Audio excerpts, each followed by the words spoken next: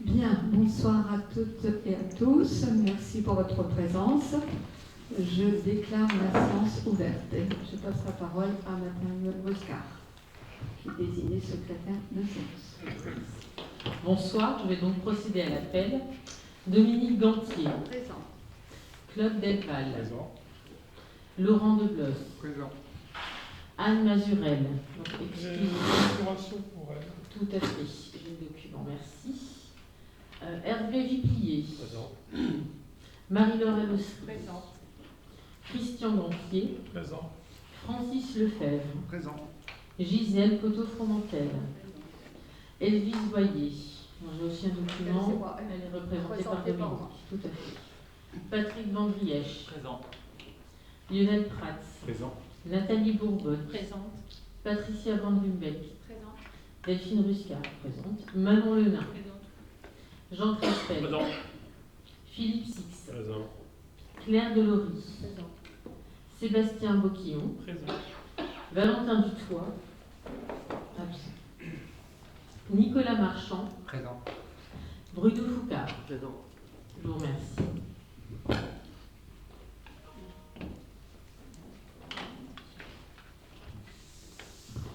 Bien, l'appel des élus étant terminé, nous allons passer aux communications. Donc, les communications, vous pouvez le constater, il y a des nouvelles chaises dans la commune, un achat qui a été fait il n'y a pas très longtemps, de deux couleurs, du bordeaux et grise, donc plus confortable que nos chaises en bois.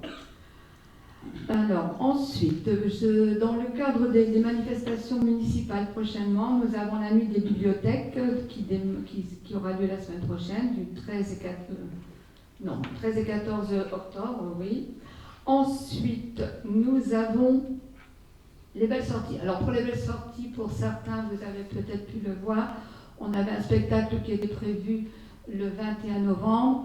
Ce spectacle a été annulé.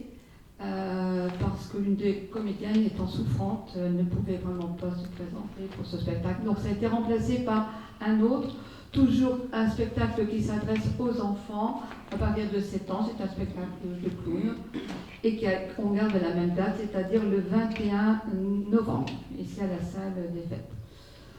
Ensuite, on a le marché de Noël qui aura lieu le 9 et 10 décembre. Nous aurons à la rentrée, en 2024 un nouveau recensement de la population qui aura lieu du 18 janvier au 17 février. Bon, on verra un peu les modalités, pour l'instant ça vient d'arriver. Après, alors je voudrais vous parler de l'école de musique. Nous avons appris début de septembre. Nous avons reçu un mail de M. Dallemand disant qu'il a arrêté la direction chez nous cette direction elle est remplacée par une dame, Domitille Leroy, qui est déjà chez nous en tant que dumiste et en tant que prof pour la chorale des enfants. Donc c'est elle qui reprend la direction de l'école de musique. On aura l'occasion d'en reparler en commission. Ensuite, j'ai reçu la police nationale, ça fait déjà 3 fois ici que je reçois, le nouveau capitaine qui est arrivé à Wattignies, maintenant 3 mois à peu près.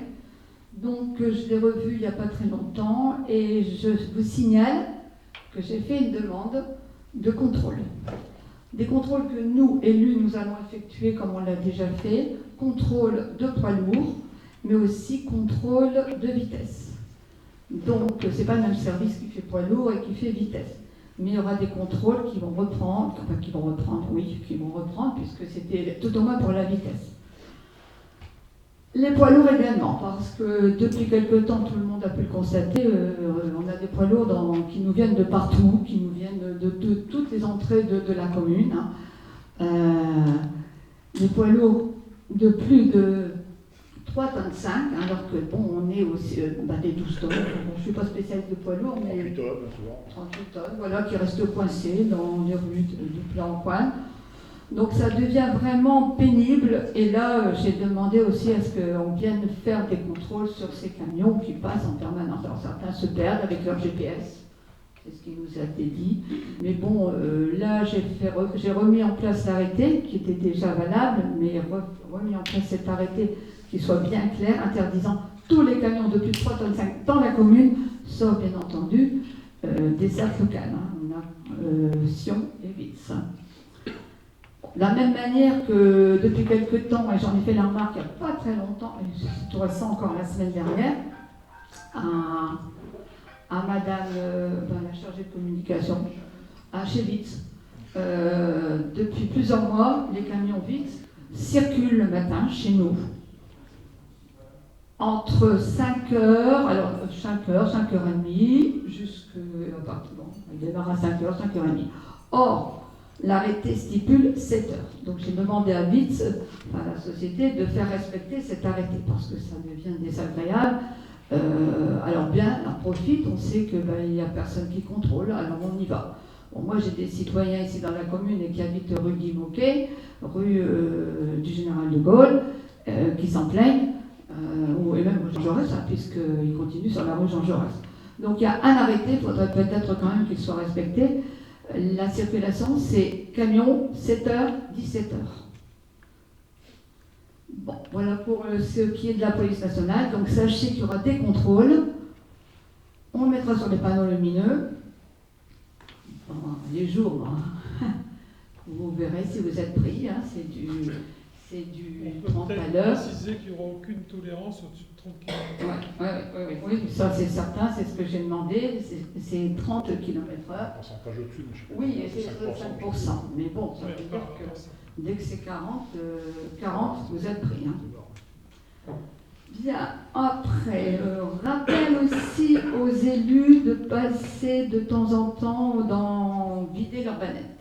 Les bannettes qui commencent pour certains à déborder. Donc une fois de temps en temps à la mairie pour les récupérer vos papiers.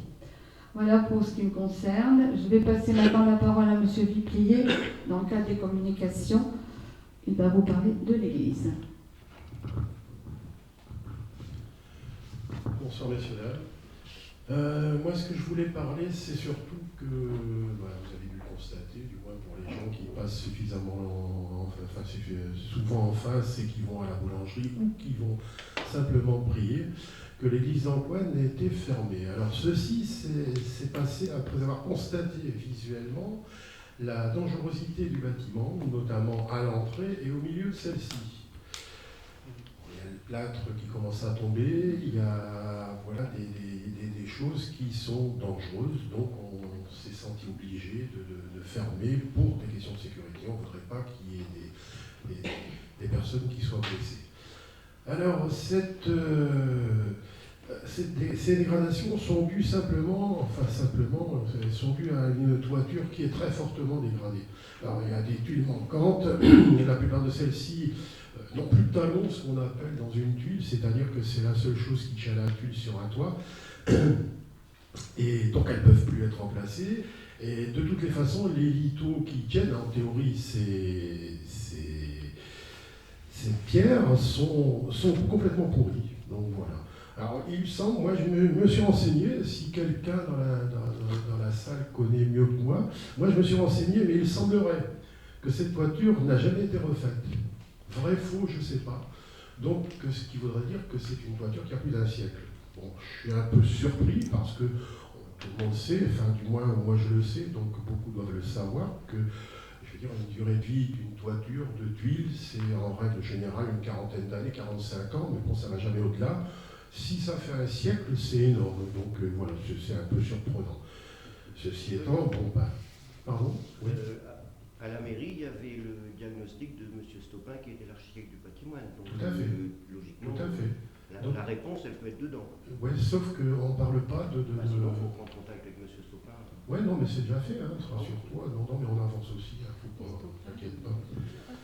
Alors, ce que l'on va faire, pour dire au moins essayer de maîtriser et de ne pas surenchérir les dégradations, c'est qu'on va faire poser des bâches par des cordistes, parce que comme c'est plus possible de monter sur le toit, ce seront des cordistes qui vont passer et qui vont mettre des bâches sur les parties les plus dégradées qu'il y a cette toiture. Voilà. Nous avons également constaté qu'il y a contacté plusieurs professionnels pour estimer la reconstruction de cette toiture. Il est bien évident qu'on ne va pas dire que ça doit coûter trop cher, on ne peut pas le faire. Donc on a demandé à plusieurs spécialistes de voir et de passer et de nous faire un devis. Seulement c'est très compliqué parce que ce sont des quotas à prendre, c'est du temps à passer, etc. Donc les gars ne sont pas très férus de venir, ou alors ils veulent nous faire payer. Aujourd'hui c'est comme ça, bon ben voilà quoi. Donc on fait avec, mais j'espère qu'il y en aura d'autres qui seront un peu plus conciliants et puis qui viendront et qui nous feront ces devis. Parce que si on veut éventuellement refaire quelque chose, si on veut demander des subventions, si on veut, il faut au moins qu'on ait un coût. Donc voilà, au moins une estimation, même si elle est relativement sommaire, mais au moins une estimation de ces travaux. Avant de... Je n'ai pas compris. Il demande à être payé pour faire un devis? Oui, oui, ah bon? oui. Mais les temps ont changé maintenant. Les gens qui passent du temps, généralement, ils sont payés. C'est regrettable, hein, mais bon, voilà quoi. Parce qu'il faut monter, il faut faire un tas de choses comme ça, sachant qu'ils sont plusieurs et qu'ils ne sont pas tous certains d'avoir le boulot. Voilà, c'est comme ça que ça se passe. Avant de toute façon reprendre des travaux sur cette éventuelle charpente, et surtout, pas la charpente, la charpente est en fer. Il faut surtout diagnostiquer, faire un diagnostic par quelqu'un de compétent, hein, bien évidemment, des murs, des plâtres de l'église, parce que là, il n'est pas certain qu'il n'y ait pas, j'espère pas, un champignon qui s'appelle la mérule. Voilà, le mérule, enfin, bref, peu importe, je ne sais pas comment, si c'est féminin ou masculin, mais toutefois, c'est quand même à prendre en compte, parce que moi qui pensais que c'était un mâle qui a attaqué que le bois, eh bien non, il attaque également le plâtre et il attaque également les maçonneries. Donc ça, il faut le vérifier à plusieurs endroits, bien évidemment. Alors c'est pour toutes ces raisons que, et là on n'est pas capable aujourd'hui de donner une date pour la réouverture, pour quoi que ce soit. On ne peut pas dire après qu'on a mis les vaches, on va rouvrir l'église. Non, c'est pas vrai, on ne peut pas le faire, parce qu'il n'y a rien qui dit que demain il n'y aura pas une petite tempête, qu'il n'y aura pas plus de vent, et qu'au lieu de mettre 3, 4, 5 bâches comme on va mettre aujourd'hui, il n'y en aura pas d'autres à mettre, voire bâcher la totalité du bâtiment de l'église. Donc voilà, c'est un peu toutes ces choses qui font qu'aujourd'hui, on ne sait pas dire dans combien de temps on va réouvrir, et si on va réouvrir, si c'est ça la question qui était posée dans votre... voilà. Donc, vous avez aujourd'hui la réponse. Alors, moi j'ai quand même quelque chose que je constate, c'est que toutes ces dégradations qui sont aujourd'hui complètement évidentes, elles ne sont pas arrivées il y a ça 1 an, 2 ans, c'est pas vrai, elles sont arrivées bien avant. Donc c'est un peu dommage qu'il y ait personne qui s'en est un peu occupé, disons avant. Voilà, c'est regrettable. Ça, c'est mon avis. Par contre, pour ce qui est d'information aux paroissiens, on a reçu l'abbé Courtois et le comité de la paroisse, alors pour ceux qui connaissent, M. Limousin, etc., qui sont venus, on leur a expliqué notre problématique, on leur a montré des photos, parce qu'on a fait passer notamment un professionnel qui a fait des photos dans les combles de l'église, ça doit s'appeler comme ça également, et surtout qui a fait avec un drone des photos au-dessus de l'église sur la toiture. Ce qui fait qu'on s'est aperçu que ce n'était pas une tuile, 2 tuiles ou 3 tuiles, c'est parfois un mètre carré de tuiles qui manque. Donc c'est quand même assez énorme, c'est quand même très conséquent. Et on ne peut pas rattacher, parce que les tuiles, bien évidemment, elles ne sont pas par terre, elles glissent, tout simplement. Et on ne sait plus les rattacher, parce que, comme je l'ai dit précédemment, il n'y a pas de sabot, il n'y a pas tout ça, donc on n'y arrive plus. Donc c'est pour ça qu'on va bâcher, et c'est pour cette raison qu'on ne peut pas se permettre de réouvrir, parce que si d'autres tuiles partent, on risque beaucoup. Donc ça, on ne prendra pas le risque. Voilà, donc la situation est très bien entendue et très bien comprise par les paroissiens, du moins les représentants de la paroisse, notamment l'abbé Courtois et notamment M. Limousin, etc. Voilà. Voilà tout ce que j'avais à dire sur les problèmes qu'il y a à cette église. Voilà. Heureusement, on a quand même, nous, une particularité, c'est qu'on est dans un village où il y a 2 paroisses, où il y a 2 églises, donc les gens peuvent quand même venir se recueillir à l'église Bouclin. Voilà, donc ça c'est un peu, entre guillemets, une petite chance qu'on a pour que les gens ne soient pas lésés et ne doivent pas aller dans d'autres communes. Voilà.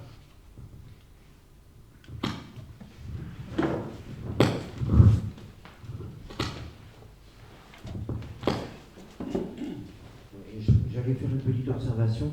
C'est bien que les séances du conseil municipal soient enregistrées, mais si on n'a pas de micro, on n'entend rien à la vidéo. Donc, ce serait bien si c'était possible de... Moi, je prends le micro exprès, je vais essayer de parler fort, mais s'il y a quelqu'un qui s'exprime comme ça à la cantonade, on n'entendra pas ce qu'il va dire. Il y a un architecte du patrimoine qui avait travaillé il y a plus de 10-15 ans. Il connaît peut-être plus le dossier par cœur, mais il l'avait quand même étudié, il y a une centaine, 150%, 100 pages. Il faudrait peut-être le recontacter. Bien sûr, c'est un architecte, il va se faire payer. Si tu veux, cette problématique, la problématique et puis le fait d'avoir vu toutes ces choses-là, c'est on a relu le dossier avec M. Limousin, on a tout regardé. Bon, lui, ce qu'il disait, c'est que les murs étaient sains. Aujourd'hui, ça fait 15 ans, comme tu viens de le dire, donc ça fait 15 ans qu'il y a eu des choses peut-être qui se sont passées, l'humidité qui s'est infiltrée ou autre. Moi, aujourd'hui, je ne me permettrai pas de faire un toit sans avoir une analyse de l'intérieur, ce qui me paraît tout à fait logique, c'est naturel. Par contre, si c'est la même personne qui a suivi les travaux, il y a peut-être aussi un petit souci, ce monsieur, parce que, je veux dire, la petite chapelle qui, en rentrant dans l'église à gauche, là, tu sais, c'est un truc que tu avais fait refaire quand tu étais là. S'il vous plaît, si vous pouvez mettre votre micro bien devant la bouche. Ouais, je peux même crier, ça ne me dérange pas. Non, mais ce que je voulais dire, c'est que cette petite chapelle, il y a déjà à peu près 1 mètre carré, on doit la bâcher d'ailleurs, 1 mètre carré de tuiles qui sont parties. Je n'ai pas tout compris. Pour moi, c'est une malfaçon. Cette toiture, elle a 10 ans. Donc, il ne doit pas avoir de dégradation telles qu'elles sont. Donc, est-ce qu'il a suivi les travaux de la même manière qu'il a analysé ou analysé de la même manière qu'il a suivi? J'ai un doute. Voilà, moi, je dis ce que je pense, donc j'ai un doute. Désolé, hein. Et voilà. Enfin, cela dit, je répète, c'est un architecte du patrimoine, c'est pas un architecte des monuments historiques, c'est un architecte du patrimoine, donc c'est une catégorie spéciale. Je ne défends pas M. Stopin, simplement, c'est pas un architecte, il y a des architectes spécialisés. Voilà, c'est comme Baté, par exemple, à Bourdin, ça m'étonne qu'il n'ait pas répondu ou qu'il veut se faire payer pour un devis, puisqu'ils font que ça. Je ne l'ai pas contacté, mais il y en a d'autres qui sont passés, ces ces personnes viennent, il y a un représentant qui habite à Auplain, le Roger Sango.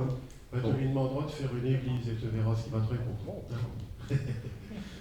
Voilà. Il faut lui demander. J'y suis allé. En règle générale, en règle générale, quand je fais faire des travaux, quand nous faisons faire des travaux dans la commune, les premiers artisans que je contacte, ce sont les artisans de la commune. Donc voilà, ça de ce côté-là, il n'y a aucun souci, on les contacte. Il faut aller là-haut. Pardon ? Il faut y aller. Il faut y aller, puis il faut avoir le matériel et puis surtout le personnel adéquat. Voilà.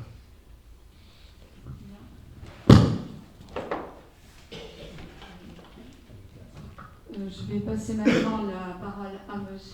Prats dans le cadre de la participation citoyenne.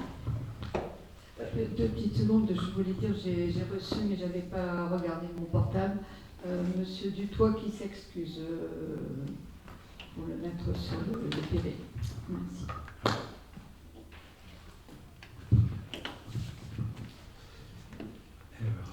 Bonsoir à toutes et tous. Je vais commencer par une petite question. Sommes-nous assez nombreux autour de ces tables pour décider de l'avenir de notre commune ? Avons-nous la prétention de croire que 23 conseillers municipaux suffisent pour trouver seuls les idées destinées à améliorer le cadre de vie des habitants qu'ils représentent ? Personnellement, je ne le pense pas. Nous ne le pensons pas. C'est d'ailleurs dans la nature même de notre programme politique, le souhait d'inclure les habitants dans les décisions prises par la municipalité. Je vous propose ainsi d'imaginer quelques instants un conseil municipal composé de 3300 conseillers municipaux. Je vous l'accorde, ce ne serait pas une mince affaire à animer, mais l'objectif est bien là. Chaque habitant a en soi une idée, des attentes, l'envie peut-être même de faire pour sa ville. Il faut pouvoir exploiter ces énergies. C'est avec une grande fierté que je vous annonce la naissance de la plateforme de participation citoyenne de la commune. Participons à Houplain-Antoine. Une communication sera faite dans le prochain fil. La plateforme est accessible actuellement à l'adresse participons.houplain-antoine.fr. Vous y trouverez notamment les toutes premières concertations, telles que se positionner sur l'opportunité d'équiper la mairie d'un dispositif de recueil des pièces d'identité, faire des remarques ou des suggestions sur les projets d'implantation d'antennes relais, choisir un nom pour la nouvelle école, prendre connaissance des actions et des idées du conseil municipal des enfants, etc. Vous l'avez compris, il ne s'agit pas là d'un simple outil numérique. Cette plateforme se veut le support de toutes les démarches de démocratie participative, qu'il s'agisse de gérer des enquêtes, des boîtes à idées, des budgets participatifs, ou qu'il s'agisse de valoriser des actions terrain ou des ateliers thématiques. J'entends déjà certains ricaner, nous dire que ce n'est pas trop tôt ou rester sur leur faim au regard du faible contenu actuel. À cela, je leur dis, mettez de côté votre posture partisane. Ne soyez pas trop impatients et participez. Il m'arrive aussi d'entendre régulièrement, et souvent des mêmes personnes, c'était mieux avant. Mais que fait la mairie? Le village meurt. À cela, je leur dis, ne craignez pas l'avenir, construisez-le, participez. Et à ceux qui se diraient, mais à quoi bon? Et qui, dans le même temps, pestent sur l'impact de certaines décisions européennes ou nationales, je leur dis, pour une fois, l'impact est réel et local. Participez. Mes chers collègues, une page est à écrire collectivement. Elle servira les habitants d'aujourd'hui et impactera les générations futures. Il nous faut nous réunir autour de ce projet sans arrière-pensée politique et toujours dans l'intérêt général. Je vous remercie. Bien, merci Monsieur Prats. On va passer maintenant à l'ordre du jour. Alors, Oui. Monsieur Prats, il a évoqué l'antenne de téléphonie mobile. Il n'y a rien de neuf. On devait avoir des réunions de commission. Qu'est-ce qu'on en est où pour l'instant? On n'a pas plus d'informations, sinon on l'aurait dit. Ouais, mais vous avez proposé quelque chose aux opérateurs? On va pas. Je pense que ce n'est pas une question que vous avez posée dans le cadre des questions de conseil. Et en effet, la commission est le bon endroit pour évoquer ces sujets. D'ailleurs, on l'a abordé lors de la dernière commission. Bien. Donc, on va passer à l'ordre du jour. Premier point, l'approbation du PV du 12 juin. Alors, y a-t-il des interventions sur ce PV? Oui. Alors, nous avons apprécié.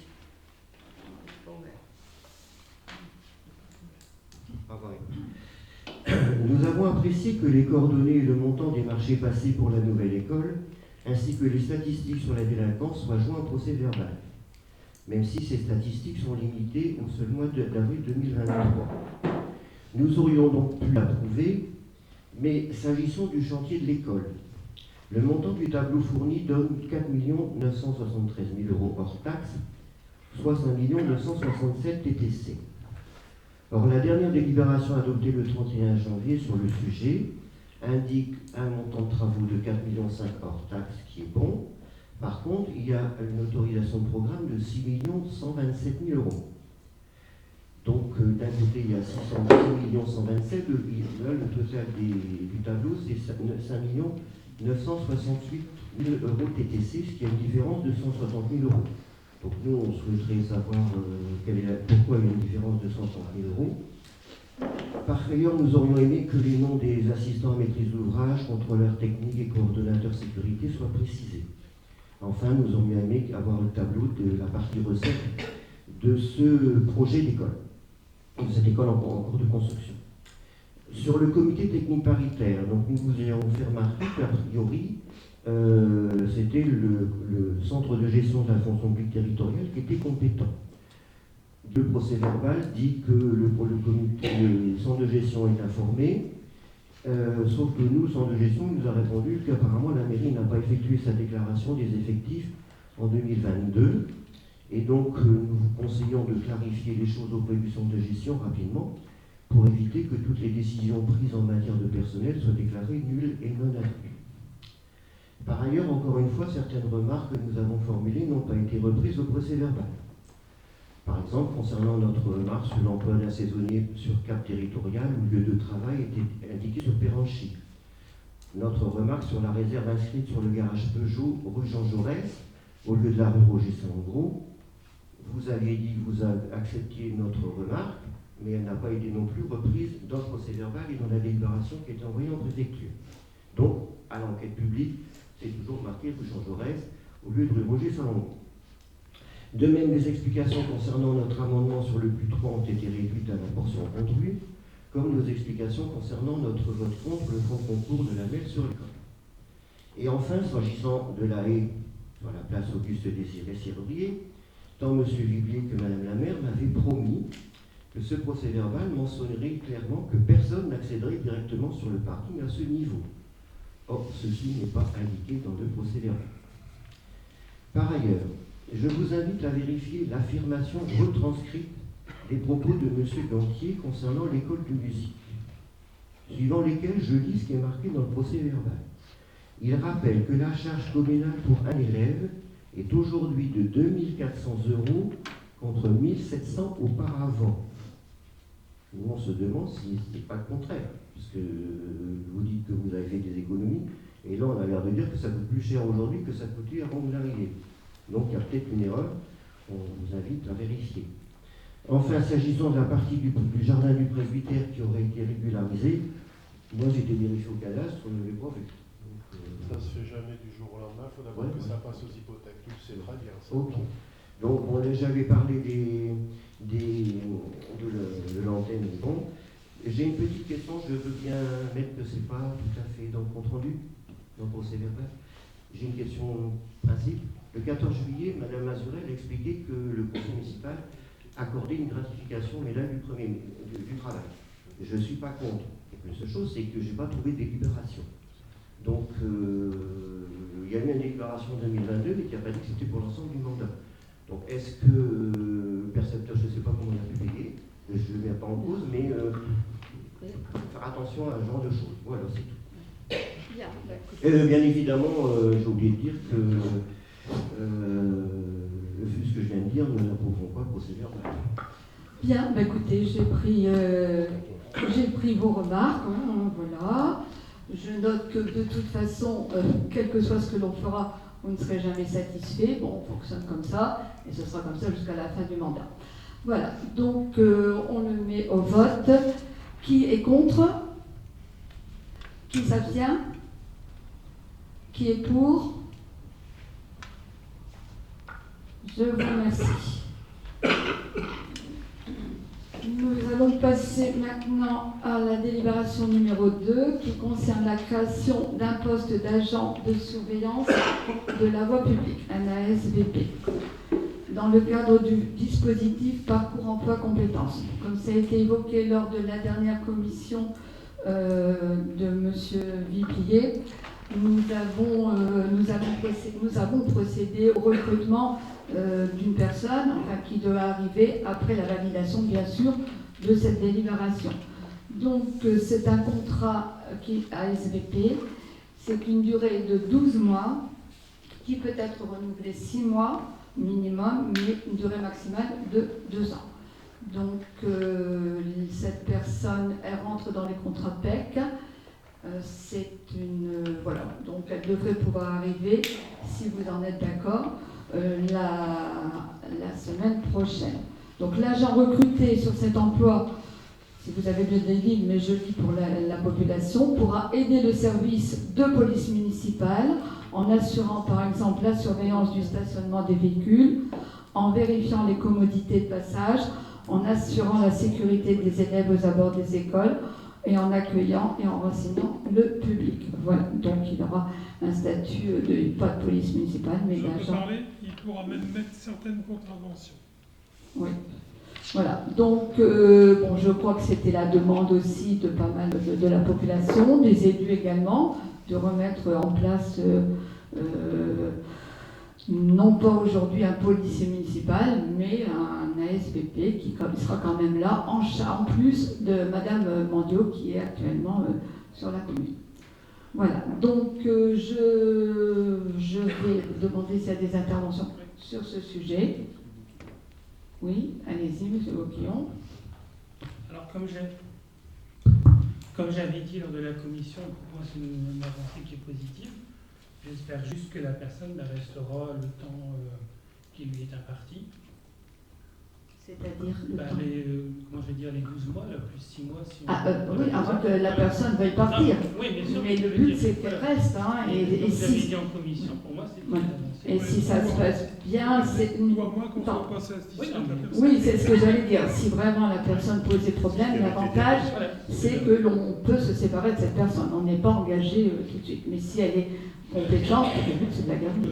Après, j'aurais juste une petite remarque. C'est lors de la commission, on avait parlé de l'étude qui avait été faite sur la vidéoprojection dans le village. J'aurais aimé quand même qu'on en parle au conseil municipal. Ça aurait pu être... c'est le des commissions. Oui, on en reparlera parce que là, il y aura une prochaine commission. Le détail de cette... Oui, et là, on est allé plus loin, effectivement. Ça avance et ça sera prévu pour la prochaine commission de M. Vipillier pour le conseil municipal du mois de décembre. Donc, on parlera un peu de tout ce qui s'est dit, ce qui peut se mettre en place. Très bien. Voilà. Merci. Oui.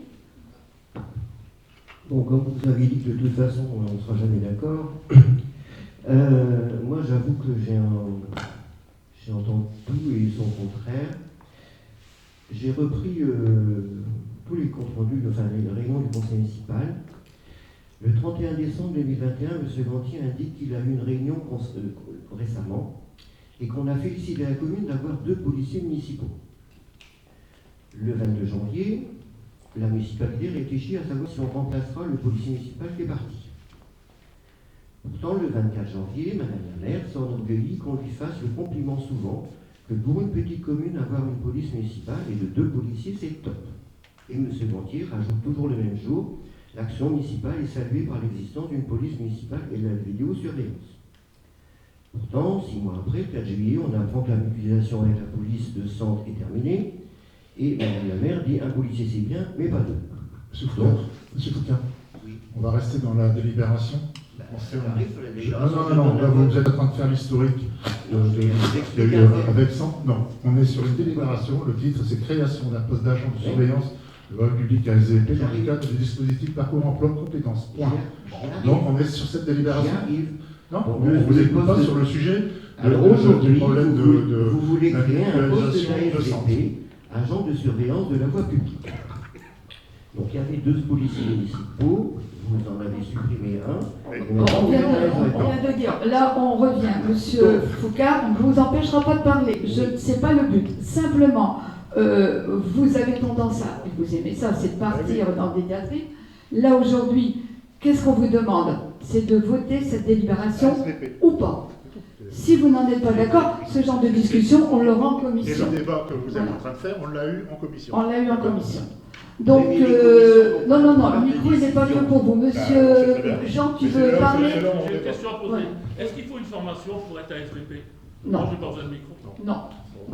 Aujourd'hui, non. Mais après... Si par exemple... Je peux te donner une précision, Jean? Attends. Je peux te donner une précision. Attends. Parce que s'il va mettre des PV, il faut quand même qu'il sache les lois et les règles. Mais bon, la personne... Alors, je vais finir. 2 minutes. Est-ce que cette personne a déjà été ASVP? Alors, bon, donc je vais répondre à la question. Jean, je te réponds. Cette personne a fait 5 ans dans la gendarmerie, en administratif et sur le terrain. Et il connaît toutes les... Je suis d'accord avec toi. Je réponds à ta question. Mais s'il était en administratif, il n'était pas sur le terrain. Je viens de te dire, et sur le terrain. En gendarmerie, c'est pas peloton, sur les autoroutes, et partout. Oui, mais il connaît quand même la personne. Donc j'ai répondu à ta question. Bon, de toute façon, là, en fait, le but, c'est de voter cette délibération. Donc aujourd'hui, à moins qu'il y ait encore des interventions. Quelconque? Non? Très bien. Donc je mets au vote. Qui est contre? Oui. Qui s'abstient? Qui est pour? Je vous remercie.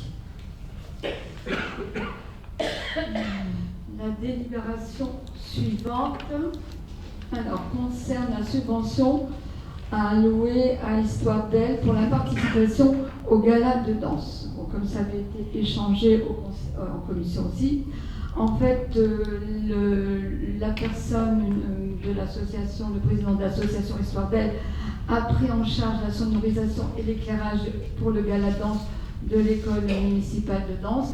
Donc à ce titre, bien nous souhaitions quand même le remercier, puisque à la base c'était du bénévolat, donc d'allouer une subvention exceptionnelle pour Histoire d'elle, pour l'association Histoire d'elle, donc une subvention de 100 €. Y a-t-il des interventions sur cette délibération? Parfait, je le mets au vote. Qui est contre? Qui s'abstient? Qui est pour? Je vous remercie.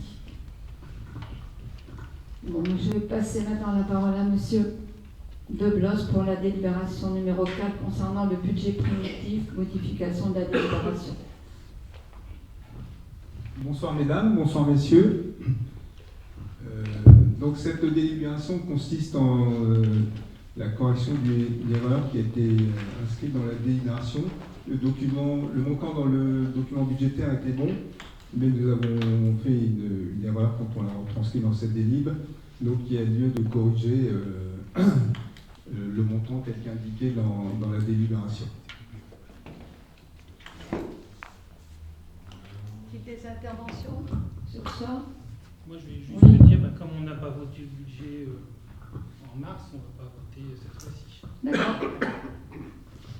Donc, s'il n'y a plus d'intervention, je mets au vote. Qui est contre? Qui s'abstient? Qui est pour? Je vous remercie. Délibération, décision budgétaire modificative numéro 1. Donc, décision budgétaire modificative. Donc ça consiste en plusieurs points. Corriger certaines erreurs, procéder à des réajustements sur certains articles, et également faire des régularisations à la demande du trésorier. Donc vous avez les deux sections qui sont impactées, la section de fonctionnement et la section, on verra après, d'investissement. On commence par la section de fonctionnement. Donc la partie notée A, donc il y a eu un doublon qui a été inscrit au budget 2023. Ça concerne les restes à réaliser. Donc les restes à réaliser, ce sont les engagements comptables qui ont été pris en fin d'exercice et qui n'ont été passés en trésorerie que sur l'exercice suivant. Et donc ces restes à réaliser ont été passés en 2022 et nous les avions par erreur réinscrit en 2023, doublon. Donc l'opération consiste à effacer ce doublon avec les opérations qui figurent sur le document. Donc ça c'est la partie bas. Dans cette DM, il y a des modifications au niveau des recettes de fonctionnement. Donc j'ai commis une erreur dans l'évaluation du budget 2023. J'ai surestimé le montant de la DSC, la dotation de solidarité communautaire. Elle avait été, comment dirais-je, surévaluée en 2022. Alors c'est pas qu'elle a été surévaluée, c'est qu'il y avait eu un report qui n'avait pas été versé l'année précédente, donc qui était versé en 2022. Et j'avais repris ce montant-là dans le budget de 2023. Donc il y avait 42 000 € en trop. Donc il y a lieu de corriger cette imputation. Toujours dans les recettes, on a des recettes qui ont été... Le budget, c'est toujours un document... Prévisionnel. C'est exactement le terme que je cherchais. Et donc, on a constaté qu'on pouvait, sur certains postes, on avait des recettes supplémentaires par rapport à ce qu'on avait évalué. donc sur différentes dotations, sur les locations d'immeubles, sur les recettes fiscales, sur le FCTVA et les remboursements d'assurance. En dépenses, même chose, il a fallu tenir compte de certaines, cette fois-ci, augmentations. Hein. Sur la consommation d'eau, on a eu une fuite sur un bâtiment communal qui a entraîné un surcoût. Hein. Sur la formation des agents municipaux aussi, on a rajouté du crédit. Et pour la médecine préventive, il y a eu un changement de convention avec l'organisme qui gère cette activité, et donc il a fallu rajuster le montant. Ça, c'était pour la gestion de la section de fonctionnement. Et pour la section d'investissement, donc des inscriptions complémentaires se sont avérées nécessaires pour réaliser des écritures d'ordre budgétaire de régulation.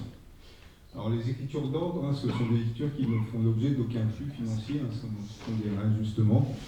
Et parmi ces écritures qui figurent sur le tableau,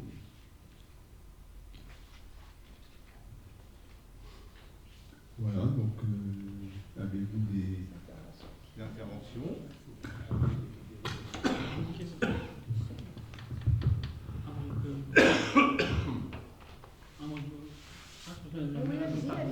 Moi j'avais une question parce qu'en mars vous nous aviez demandé nos propositions d'investissement pour cette année. Est-ce que ça n'aurait pas été l'occasion là de prendre au moins une de nos propositions qui coûtait peut-être pas très cher pour le réinscrire là dans vos décisions modificatives? Je vous pose la question, vous avez dit tout à l'heure qu'on s'opposait à tout. Là, j'avais quand même fait des propositions. Ça pouvait aller dans le... Après, maintenant... Rafraîchissez-moi la mémoire, M. Boukio, parce que je me rappelle une proposition de... Ben, les composteurs, c'est bon, puisque ça, c'était on réclamait. Donc ça, d'accord. Après, il y a une suite sur les caméras. Ça concernait l'éclairage public, là, on a lancé... Après, il y avait les caméras, bon, je vois que vous avez lancé... Voilà. Après, il y avait les boîtes libres, vous en avez parlé. Ou encore les plantations de vinasse au lieu des annuaires. Maintenant... D'accord. C'était juste une remarque, mais c'est comme vous dites, à aucun moment on le retrouve à part les... Je pense qu'en commission de mémoire, on avait conduit que c'était des propositions pertinentes. Voilà, mais je ne retrouvais pas, c'est pour ça que je profitais là. D'accord. Bon, même si elles ne sont pas concrétisées en 2023, bientôt à la fin de l'année, on pourra en reparler pour 2024 et concrétiser. Et peut-être voir si vous avez d'autres depuis...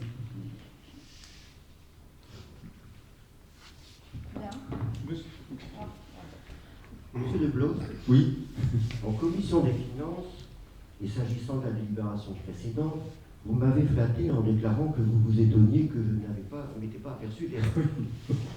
Donc, j'ai regardé celle-là avec Eric, parce que je ne voulais pas me faire engueuler entre parenthèses devant la loi.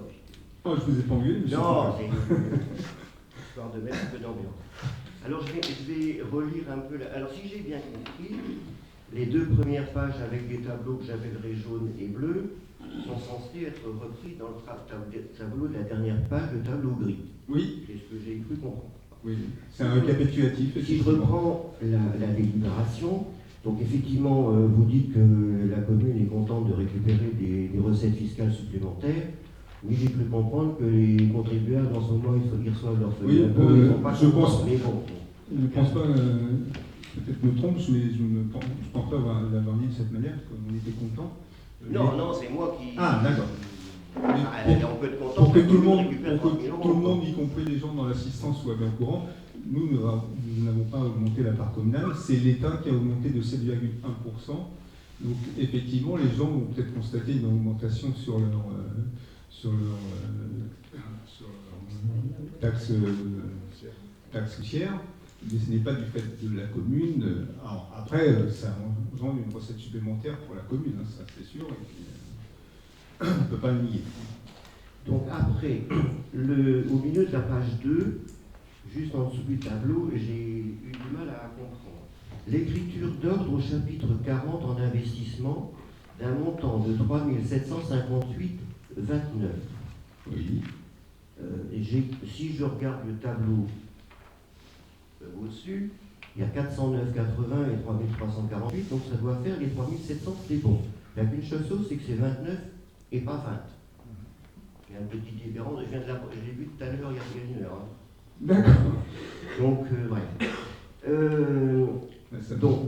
donc ensuite, il est marqué, afin de compenser cette réduction, s'opère d'un montant à l'article 21 841. Et là, je ne l'ai pas vu dans les deux premières pages, parce que c'est marqué au 777. Donc par contre, dans le tableau gris, si j'ai bien compris, le tableau récapitulatif, le tableau récapitulatif, ça apparaît 3 fois. Une fois en dépenses d'investissement, après, je ne sais pas pourquoi, là le 21 841 apparaît en moins 3758, matériel de bureau. Dans le tableau gris, hein, la quatrième ligne, à la première, ouais. Bon. Donc ça c'est un moins, et après je retrouve les fameux 777 en fonctionnement recette. Donc apparemment, si je comprends bien, il apparaît 3 fois. Donc des plus, des moins et des plus. Oui. En tout cas, il y a une différence. Dans le texte, il y a une petite différence de 9 centimes. 9 centimes. Bon, bref. Alors, c'est vrai que ce qui est troublant, c'est qu'en fait, c'est des recettes ou des dépenses en moins. Bon, après, je crois que j'avais dit en commission, moi, l'histoire d'avant, j'ai rien compris, donc bref. L'avance, monsieur Boucard, c'est... Non, mais qu'il faut rajouter de l'argent au crédit, j'ai pas tout compris. Mais ça fait rien, je ne pas nous bon, bref. Ben, je dirais que ça relève du code des commandes publiques, l'article 2191-2, pour être tout à fait précis, qui impose pas, c'est au choix à partir d'un certain montant de travaux, l'entreprise qui fait les travaux est en droit d'exiger une avance sur ces travaux avant de commencer la prestation. Et donc, la commune verse cette avance, et au bout d'un certain temps, quand les travaux ont atteint 65% du marché, on parle ici du lot gros œuvre, l'entreprise doit nous rembourser, elle doit faire une opération comptable à 0.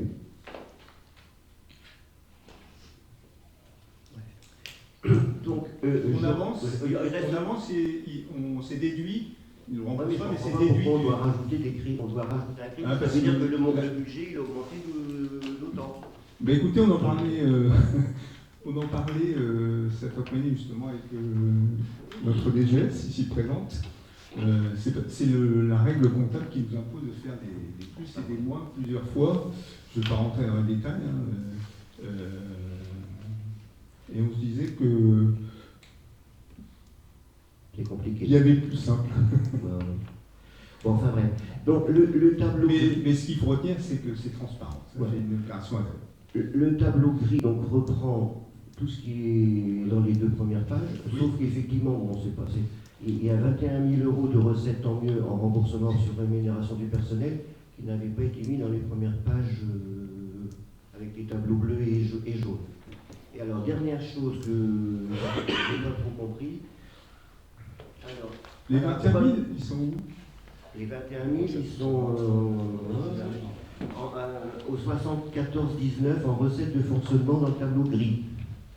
Mais ils ne sont pas explicités dans la présentation de la délibération. Bon, cela dit, c'est 21 000 € de plus. Bon, et dernière chose, alors, dans le premier tableau, état des restes à réaliser, donc le remboursement de personnel, 44 000 €. C'est marqué au 64,19. D'un autre côté, sur le tableau bleu en dessous, ça atterrit au 64,59. Oui. Et sur le tableau gris, il y a a plus que le 64-59. Alors, ou c'est 64-59 ou c'est 64-19, mais moi, j'ai pas tout compris. Donc, moi, je dis ça, c'est pour vérifier. C'est des opérations avec une variation comptable qui sont... Oui, mais est-ce qu'il n'y a pas une erreur de frappe entre le 59 et le 19, quoi? C'est ça que je veux dire. Bah, écoutez, je ne pense pas, mais... Je pense que s'il y a des questions, s'il faut aller plus loin, de venir en mairie avec monsieur de Bloss et madame... si vous voulez qu'on voit tout ça plus en détail, parce que... Il n'y a pas de souci. Moi, je signale, parce que peut-être que je n'ai pas compris, après, c'est pour vous. Hein. Bon, je ne vais pas faire des histoires sur ça. Il y en a déjà pas mal. Ouais. De toute façon, M. Pierre, c'est comme ça, bruit pour point, vous répondre précisément qu'on a été dit en détail. C'est pour ça que si vous voulez qu'on en discute à la mairie et qu'on revoie ça, il n'y a pas de souci. Et donc, comme la déclaration d'avant, on n'a pas voté le budget, donc bien, il y a oui, la commission. Et puis, de toute façon, là, c'est vrai qu'on est sur 2 interventions dans le même groupe. Ce serait bien d'en avoir une seule pour le groupe. Ah non, on s'est mis d'accord. Ouais. Et bien, c'est bon, et moi, c'est bon. Mais c'est... bon, allez. Bien, on va le mettre au vote. Qui est contre? Parfait. Qui s'abstient? Merci. Et qui est pour? Je vous remercie. Et on va passer à la dernière délibération, réajustement des méthodes d'amortissement. Donc, comme il avait été décidé en 2022, nous sommes passés prématurément, on a anticipé le passage à N57, puisqu'on y est passé au 1er janvier 2023, alors que le cadre légal nous laissait la possibilité de le faire en 2024. On a préféré dénoncer pour être bien fait. Et donc, il y a au niveau de la M57, la nomenclature comptable, il y a des changements au niveau des amortissements, sur le mode de gestion des amortissements, comme expliqué dans le document.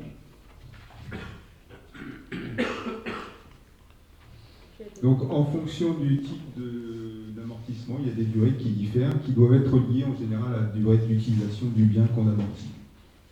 On avait évoqué en commission, si vous vous rappelez certainement. Donc ça, c'est de la pure compta. Les interventions? Non, parfait. Je le mets au vote. Qui est contre? Qui s'abstient? Je vous remercie. L'ordre du jour est épuisé. Un petit conseil ici. On va passer aux questions orales. Donc, question orale pour le groupe pour un village uni responsable. La question 1, on n'y répondra plus puisqu'on y a répondu en communication. La question 2, alors, la question 2 et la question 5, elles sont pour moi similaires, dirons-nous, donc on va faire une seule réponse. Je vais les lire. Dans votre bilan de mi-mandat, vous évoquez une réflexion sur l'aménagement des équipements sportifs. Est-il possible d'en connaître les conclusions? Et la question 5, dans votre bilan de mi-mandat, vous évoquez à l'avenir l'organisation café papote par quartier et l'installation d'un marché. Pourrions-nous en savoir davantage? Donc déjà, merci d'être attentif au bilan de mandat qu'on a produit. Et avant d'avoir les conclusions, vous serez consulté donc en commission, c'est on va discuter, tout comme pourrait l'être la population via la participation citoyenne dont M. Prass parlait tout à l'heure. Donc, même réponse pour la question 5.